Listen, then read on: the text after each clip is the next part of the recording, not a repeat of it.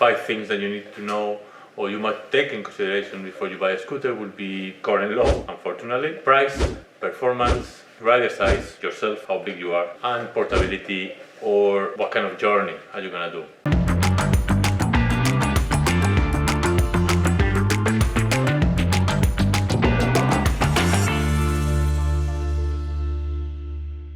Boom! Hello YouTube, welcome to PET Talks episode number 2. Today we are going to talk about scooters, how to choose your scooter, or if you want to upgrade your scooter, what would be the best options for you. Quick disclaimer here, scooters are only allowed to ride on private land and not on the road, with the permission of the owner. Now let me introduce to Kayla. She's our customer support and shipping specialist, and Natalya here, which is media, communications and marketing. So these are the 5 things to consider when you buy a scooter on 2022. The first one will be law. As you know, we've been campaigning for a few months after Kayla got stopped and everything that came afterwards, confiscation, points, etc. So we're still working on it. Kayla has a little update. Yeah.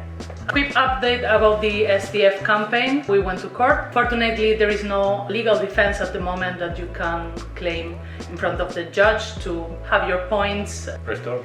Yes, and so I think we published already an update regarding that. There is no all bad news. We're still going on with the campaign with further steps. There are some glimpses of hope. Yeah, there's a few ideas being put together and people are looking at using identification and registration for scooters, and they're looking at taking the information and making a decision in Parliament. Should be, they said summer, possibly. So fingers crossed. We'll keep you updated on that as well. Yeah. If you just check out our blog or join our newsletter, because we're always updating people through those channels.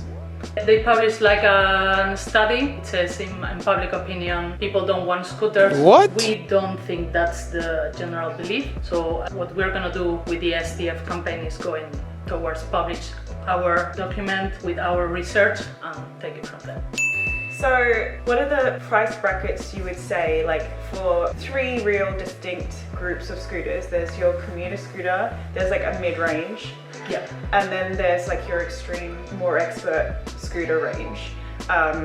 What kind of like price ranges do they all have? So for your commuter scooter, how much are you looking at spending? I think that for 2022 the range on commuter scooters is going to be as a top of 800 pounds. You have a really good commuter scooter. Yeah, the middle range will be up to 2000, but the technology is improving and more range, bigger batteries, or they're becoming more efficient as well. On 48 volts, which used to be kind of almost the minimum in terms of power, you can get actually a good performance now with a lot of range. There are a lot of 48 volts scooters are coming to the market now. Price I will divide in specifications and comfort. Is what price is gonna bring you right now. Well, we have a customer that is riding now a VZ10, but he goes really low speed, and it's just because he's comfortable riding on such a ride. But also he could spend a little bit more money.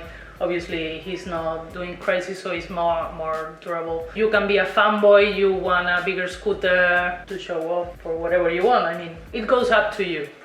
And there's also opportunities to buy with duology. Yes, finance.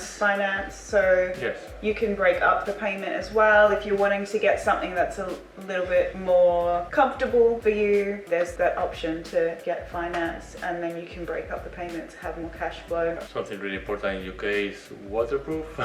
Yes. That comes with the price as well and the brand, Yes. of course. And it's something that I would recommend everyone to look at. We're trying to stock and request to every manufacturer to at least be IP5, 54, 56. And we try to stock all scooters are waterproof. Price will also indicate a bit of the aesthetics of the scooter, how cool it look or how no. But but at the moment, yes, I think that in terms of performance, I think that the market has kind of equal and it gives you a really low options for a lower price.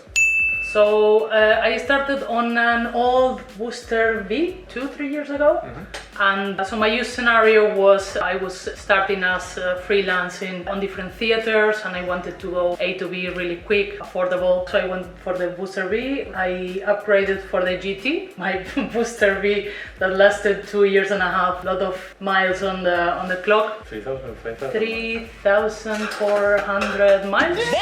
And it's still from stock, everything stock, except for the tires, it's still working. I just upgraded because I needed something better, and the GT was jamming.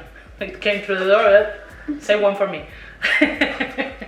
Yeah, I think for me as well, like I tried out the E2 booster and it was super light. I could take it everywhere with me. I didn't have to worry about locking it up because it could literally just come with me, slide under a table or just hide away somewhere in a cafe, and that was perfect. But then the GT came out and it had, you know, the drum brake as well, so you have like these 3 different options of braking. It's just a really good, stable feeling ride. You don't have to worry about getting punctures because they're solid state, so that kind of really, to me, felt like this is a no-brainer. And I'm not going to be able to carry an army like up the stairs or anything like that, and I don't have much room at home, so it just made sense.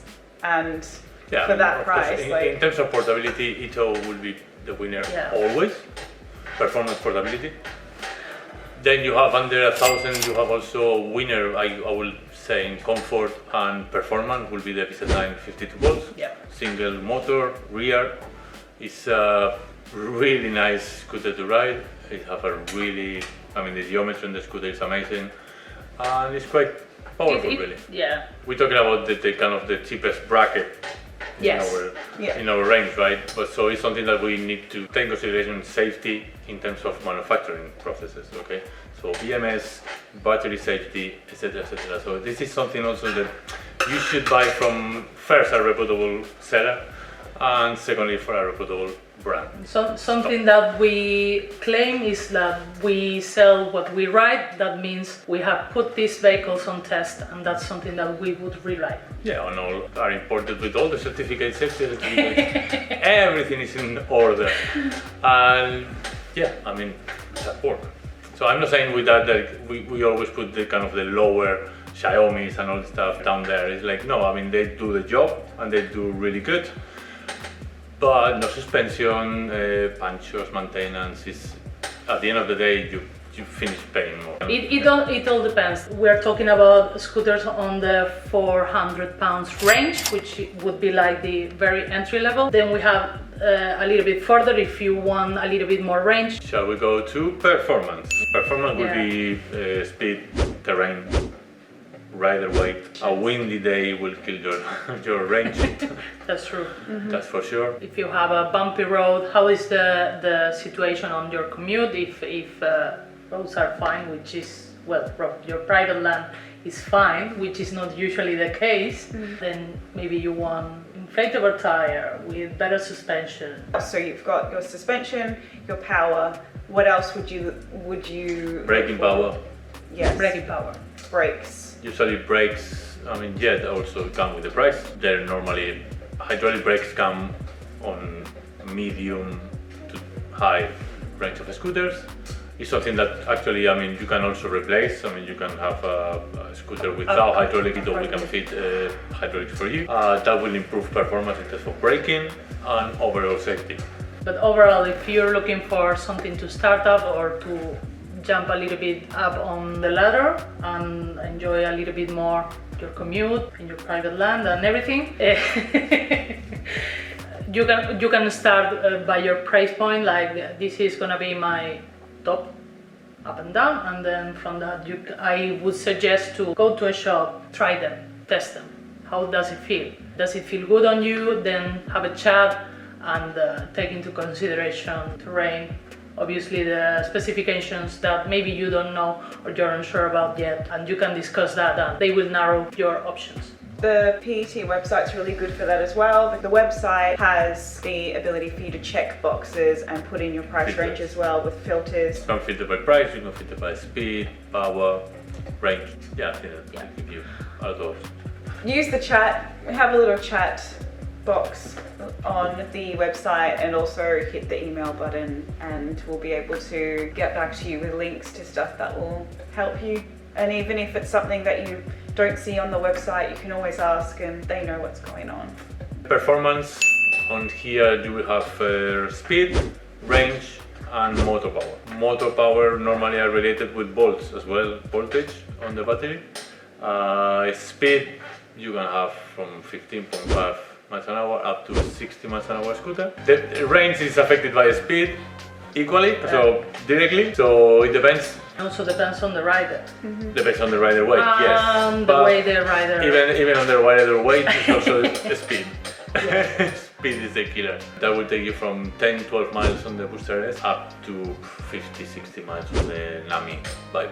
So this is probably a really dumb question, but in terms of when we're talking about performance, like does battery power usually equate to performance? So if I see something that has 52 volts in it, would I be correct to assume that because It's more powerful. Yes, that it's more powerful and it should have more range?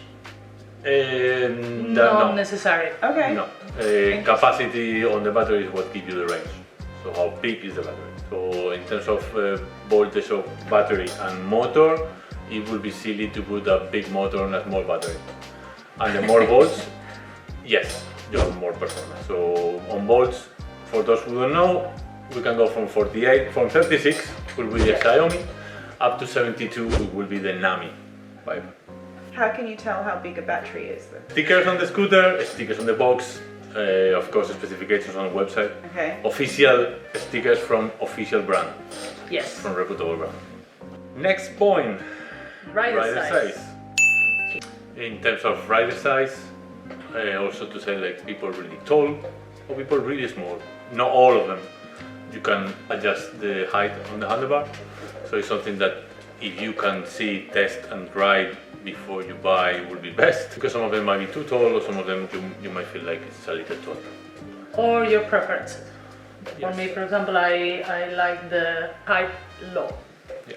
So we hope that you liked this video, we helped you enough and you find these 5 ways to choose for a scooter or look for a scooter useful. We will come up with more specific videos on every point that we said in the video. We will make more detailed videos on performance, batteries, safety, etc. as they come.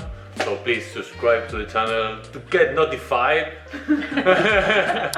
and press the belly button. We all love to press the belly button. I don't know where it is.